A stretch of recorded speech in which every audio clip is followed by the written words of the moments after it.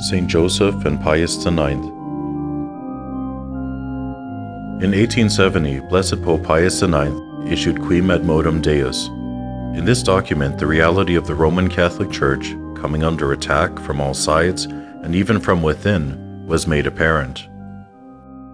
Pius IX, stricken with grief by the assaults against the Church, decided to turn to Saint Joseph and proclaim him to be patron of the universal Church. This is no idle gesture in the eyes of those who truly love the mystical body of Christ, the one, holy, Catholic, and Apostolic Church. Pius IX, Quemadmodum Deus, 1870.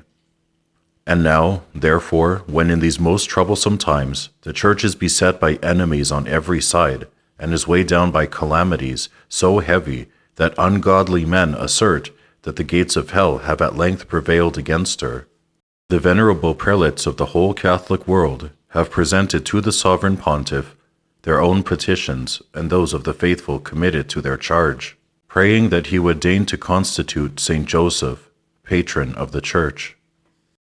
And this time their prayer and desire was renewed by them even more earnestly at the Sacred Ecumenical Council of the Vatican.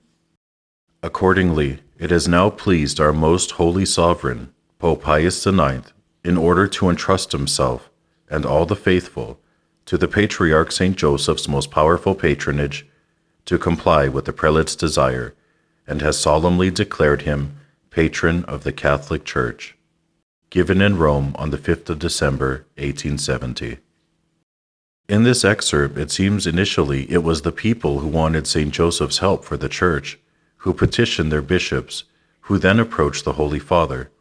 Humanity was crying out for Saint Joseph's intercession. The Pope lamented that the Church is beset by enemies on every side, and this was all too obvious at the time, as the 19th century brought much violence against the Catholic Church. At the time, the Franco-Prussian War was being fought. The Italian governments wanted to take over Rome, which before then had always been under the Pope's authority. King Victor Emmanuel II waged open war against Pope Pius IX, and the anti-clerical newspapers applauded the taking over of the Papal States. This is one of the great reasons why Pope Pius IX turned to Joseph to protect the papacy and the Church. The proclaiming of Saint Joseph as patron of the Catholic Church was no idle gesture. In times of calamity, the papacy looked to him who had the duty of protecting none other than God the Son and his Blessed Mother. If one honestly believes that the Church is the mystical body of Christ, then one must have a special devotion to Saint Joseph, who guards this sacred body.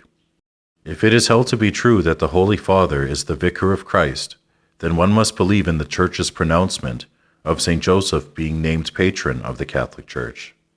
When a pope speaks, in his capacity as pope, his are not meaningless words to be forgotten over the next generations, but, rather, his words are everlasting. Saint Joseph was proclaimed patron of the Church for a reason. Therefore, we must invoke him as such and implore his aid for the Church.